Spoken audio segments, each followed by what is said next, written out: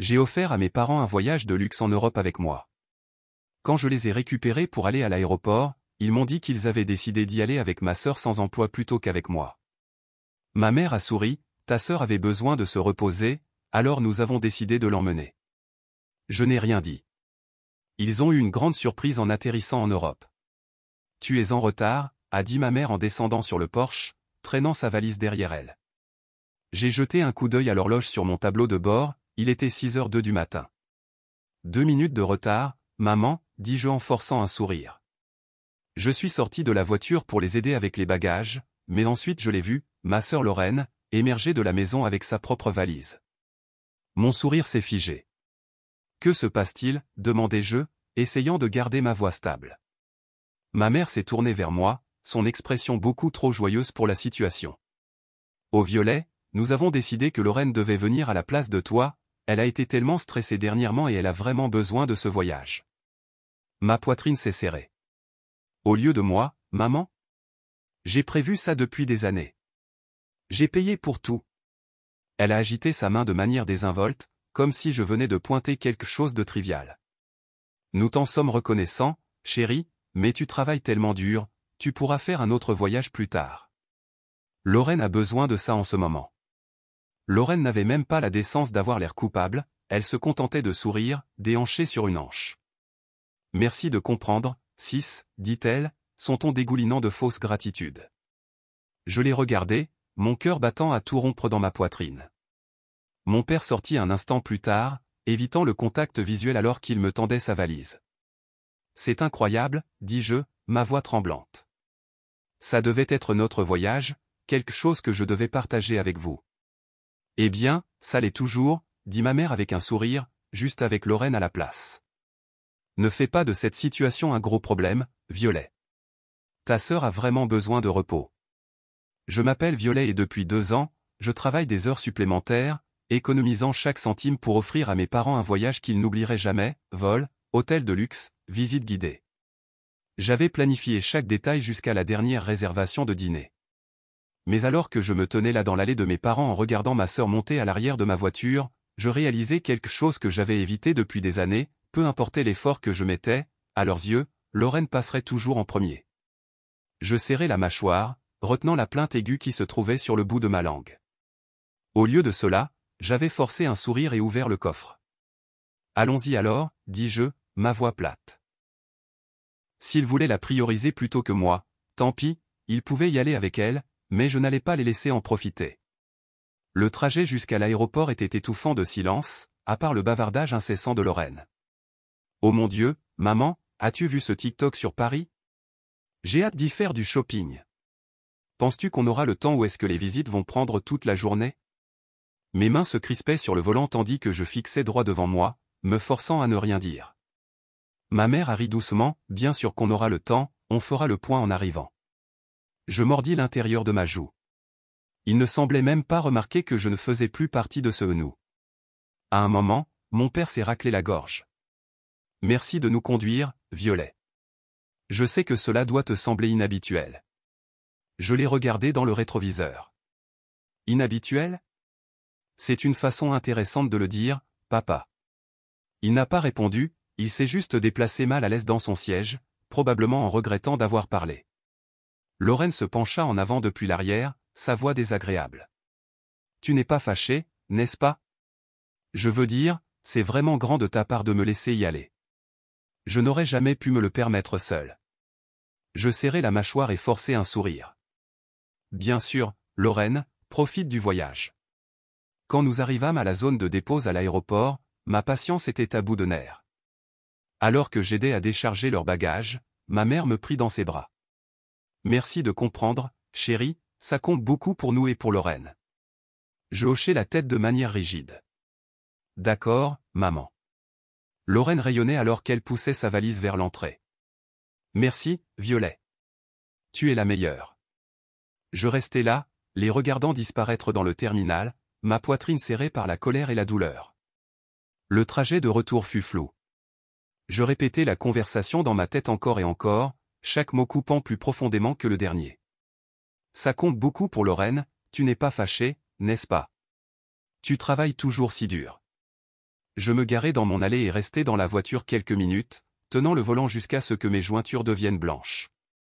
Puis, sans hésiter, je marchai dans la maison, sortis mon ordinateur portable et me connectai à tous les comptes de voyage que j'avais utilisés pour réserver le voyage, réservation d'hôtel annulée, visites financées, surclassements aériens, non. Je fixai les emails de confirmation qui s'accumulaient dans ma boîte de réception, sentant la tension dans ma poitrine commencer à s'apaiser. S'il voulait prendre Lorraine à la place de moi, très bien, mais ils ne séjourneraient pas dans des hôtels 5 étoiles ni ne profiteront de visites privées à mes dépens. Lorsque je fermai mon ordinateur portable, un sentiment de satisfaction m'envahit.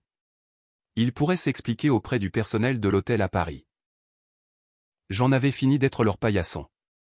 L'appel commença dès que leur vol atterrit.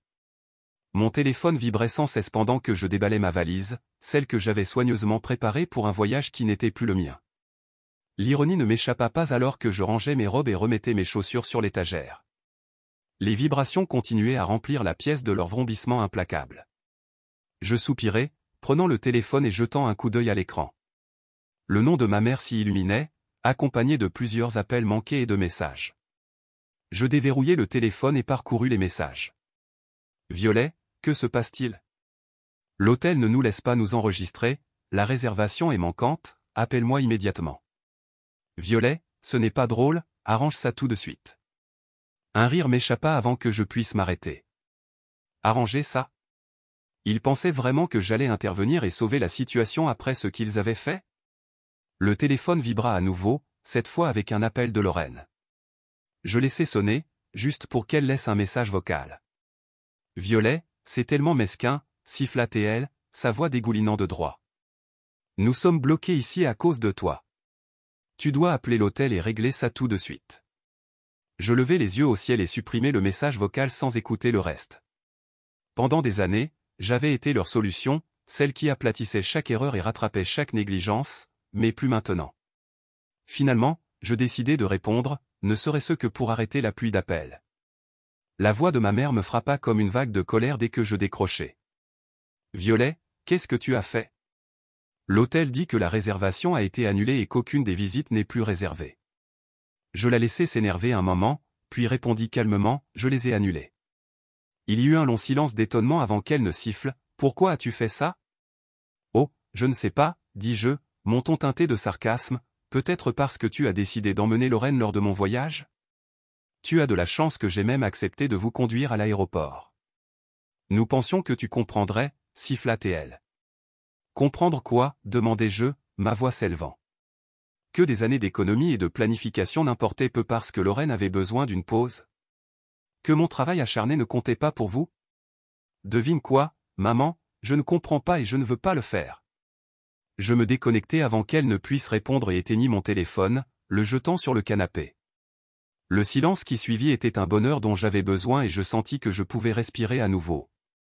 S'il voulait prioriser Lorraine, très bien, mais il pouvait comprendre le reste du voyage sans moi. Le silence ne dura qu'une journée.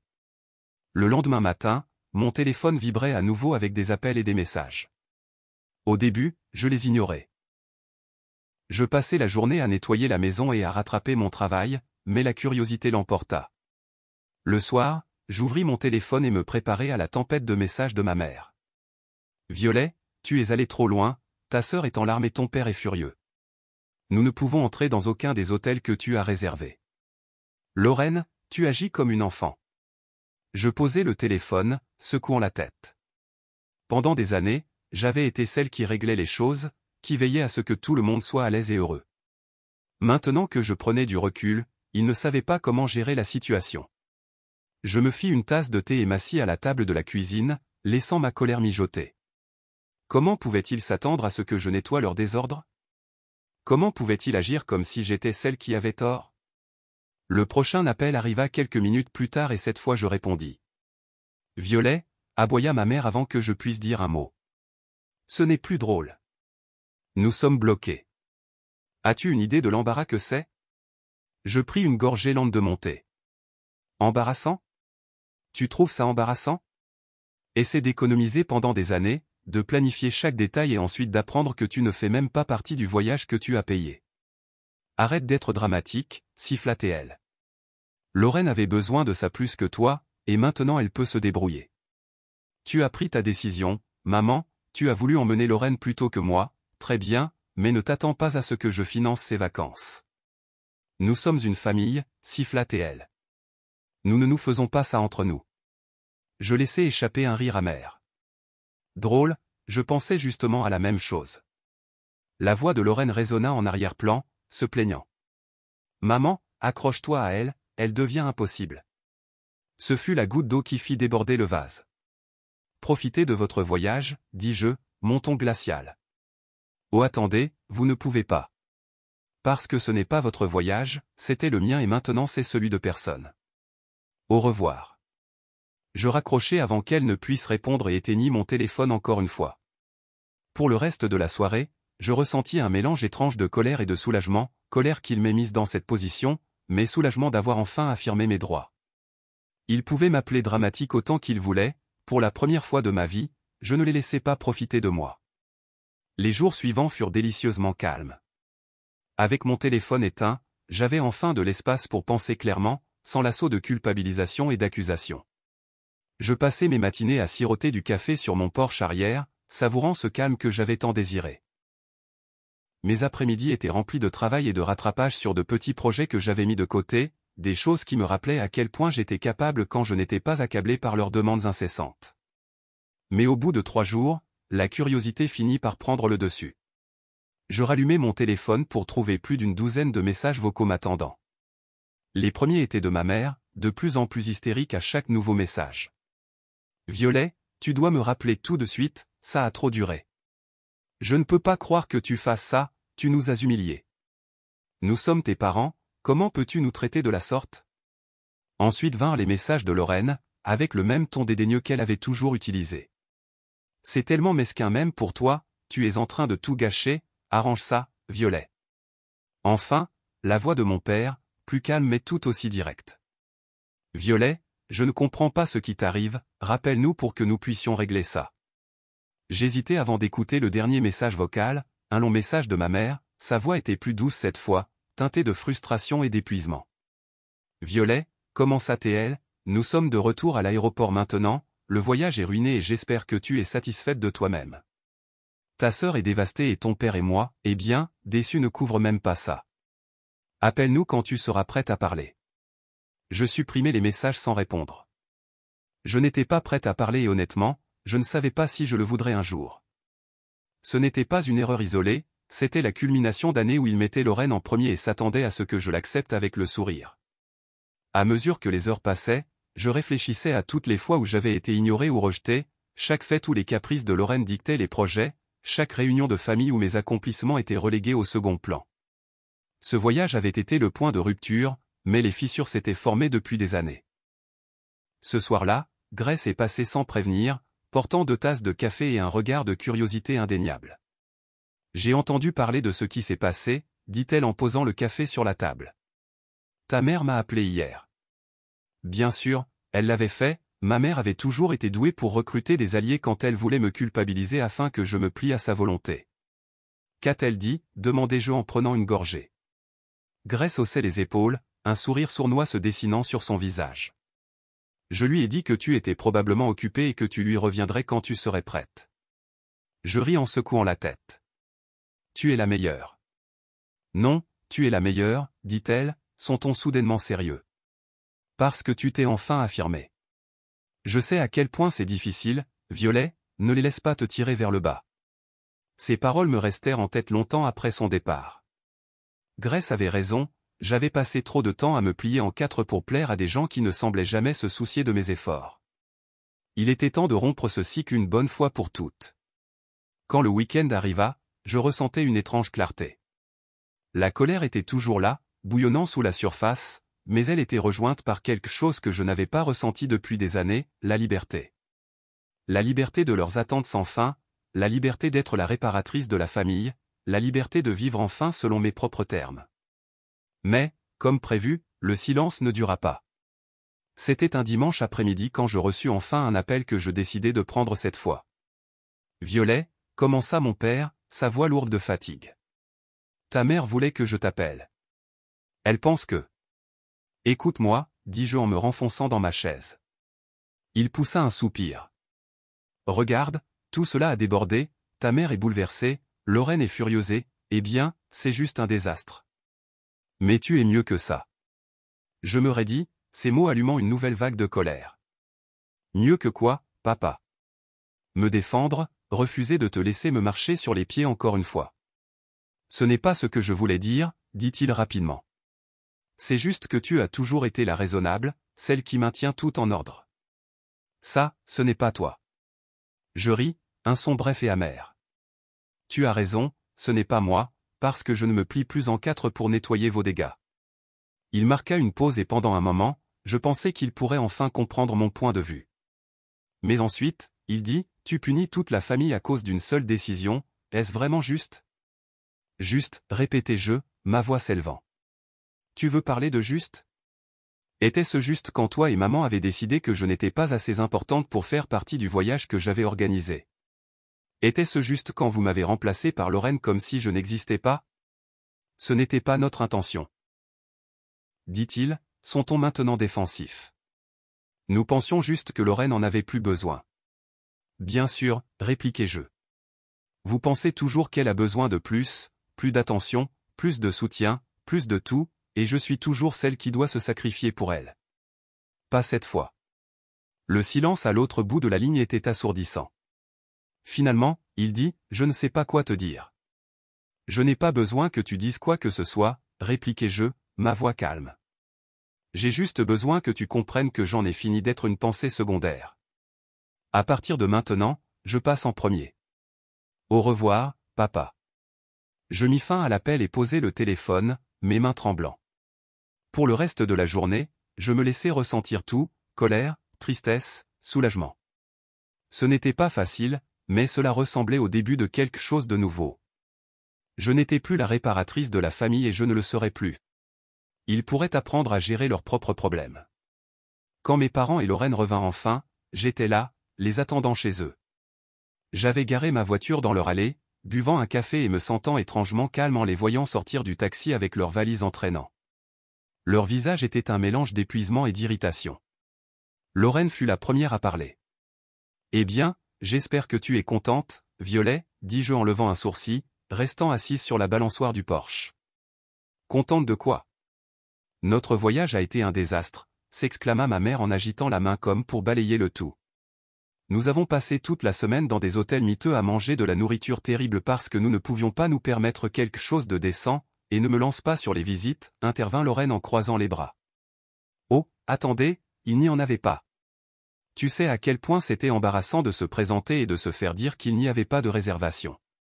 Je doute que vous ayez pu faire mieux, dis-je finalement de ma voix calme. Mais vous vouliez emmener Lorraine, rappelez-vous. Je suis sûr que vous avez passé un bon moment à vous rapprocher. Ce n'est pas le point, rétorqua ma mère, sa voix s'élevant. Tu savais que nous ne pouvions pas nous permettre toutes les choses que tu avais planifiées.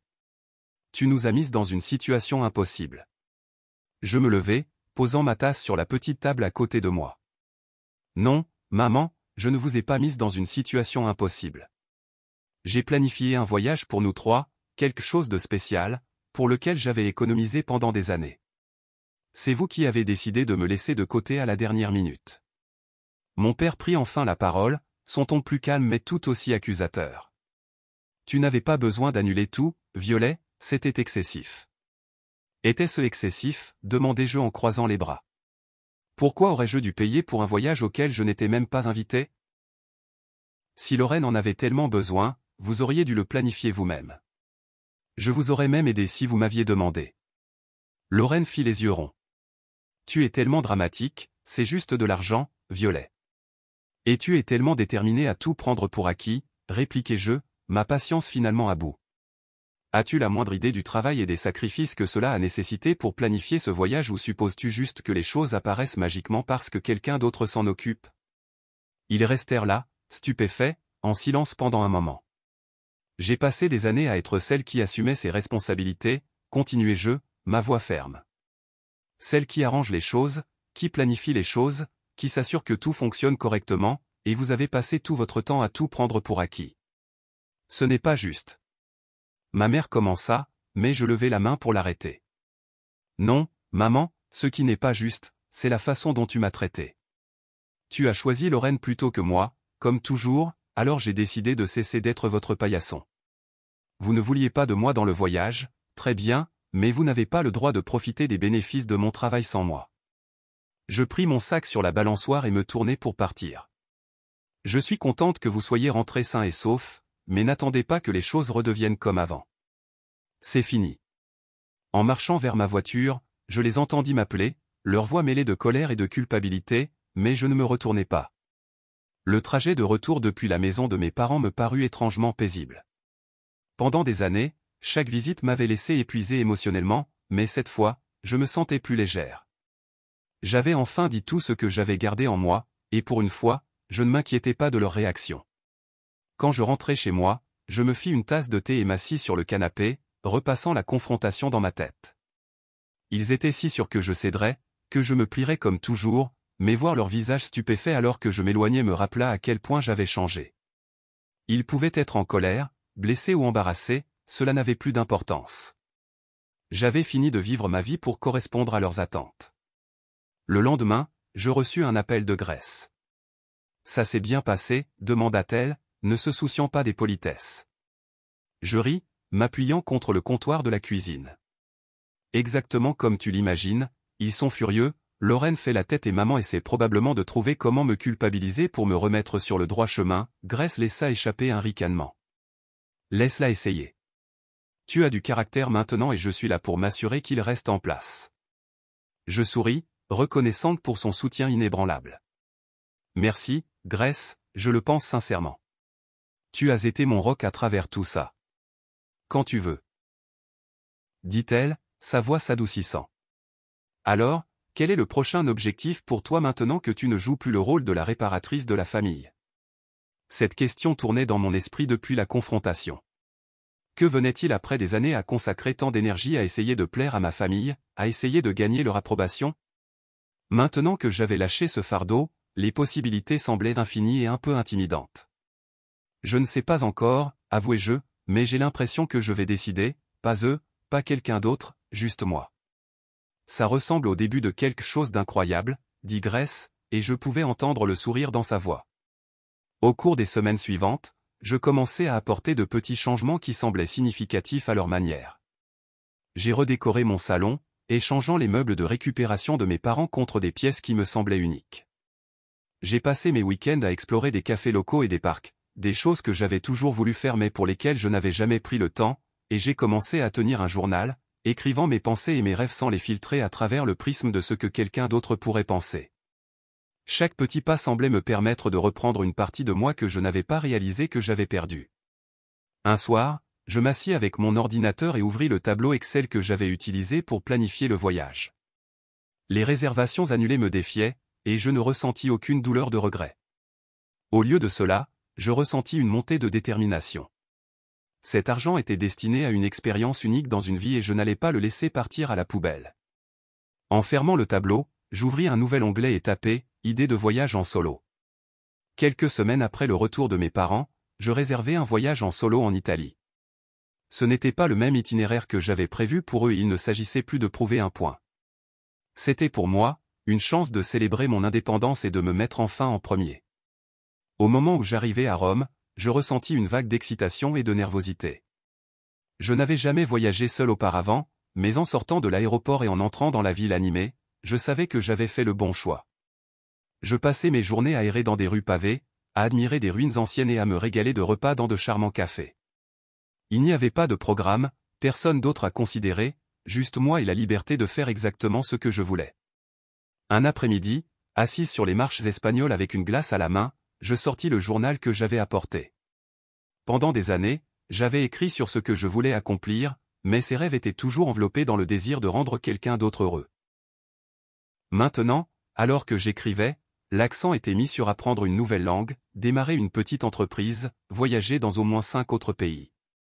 La liste s'allongea, chaque objectif reflétant la vie que je voulais créer, pas celle que l'on s'attendait à ce que je vive. Lors de ma dernière nuit à Florence, je dînais dans un petit restaurant familial surplombant le fleuve Arno. Alors que je regardais le coucher de soleil peindre le ciel de nuances d'orange et de rose, je ressentis une profonde paix. Ce voyage avait été plus qu'une simple vacance, c'était un tournant. J'avais passé tant d'années à essayer de gagner l'approbation de ma famille, mais ici, à des milliers de kilomètres, je réalisais quelque chose d'important. Je n'en avais pas besoin. J'étais suffisante telle que j'étais. À mon retour, mes parents essayèrent de me contacter à nouveau, cette fois avec des tons plus doux et des messages soigneusement formulés. J'espère que tu as passé un bon voyage, disait un message de ma mère. Peut-être que nous pourrions tous parler bientôt. Je fixai le message un moment avant de poser mon téléphone. Je n'étais pas prête à répondre, et c'était très bien. Cette fois, cela serait selon mes conditions. En déballant ma valise et en plaçant des souvenirs sur mes étagères, je ressentis un sentiment de fierté. Une semaine après mon retour, je reçus un appel de ma mère. Cette fois-ci, je répondis. « Salut Violet, comment ça t'est-elle, son ton inhabituellement doux, comment s'est déroulé ton voyage ?» « C'était incroyable, répondis-je en gardant ma voix neutre. « C'est bon à entendre, dit-elle, faisant une pause comme si elle cherchait les bons mots. Nous avons beaucoup pensé à ce qui s'est passé.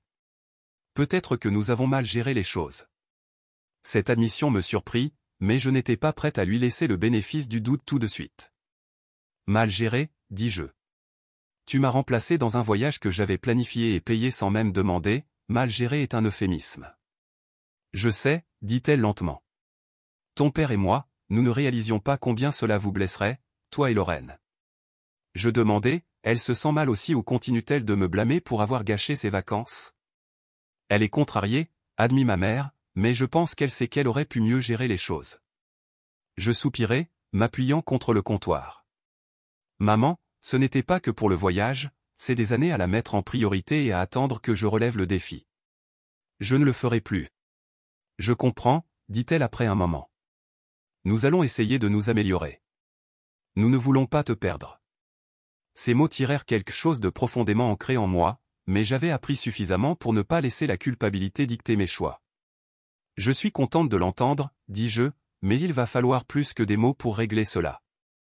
Je dois voir des efforts réels, pas juste des excuses. Tu le verras. Promis elle. Nous te donnerons l'espace dont tu as besoin, mais j'espère que tu nous laisseras revenir un jour.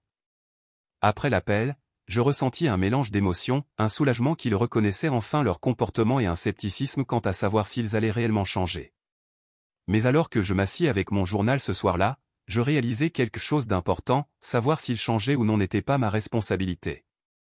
Au cours des mois suivants, je gardais mes limites fermes. Je répondis à leurs appels et à leurs messages quand j'en avais envie, mais je ne faisais pas d'efforts pour gérer les choses ou apaiser les conflits. Au lieu de cela, je me concentrais sur la construction de la vie que je voulais. Je m'inscrivis à un cours de photographie, quelque chose dont j'avais toujours rêvé mais que je n'avais jamais eu le temps ou l'énergie de faire. Je rejoignis un groupe de randonnée local et commençai même à planifier mon prochain voyage en solo. Chaque étape que je prenais semblait me permettre de récupérer une autre partie de moi-même. Un jour, assise sur mon porche à regarder le coucher de soleil, je réalisais à quel point j'avais progressé. Je n'étais plus la personne qui se pliait en quatre pour des gens qui ne m'appréciaient pas. J'étais quelqu'un qui s'appréciait, qui établissait des limites et qui n'avait pas peur de défendre ce qu'elle méritait. Je me sentais vraiment libre.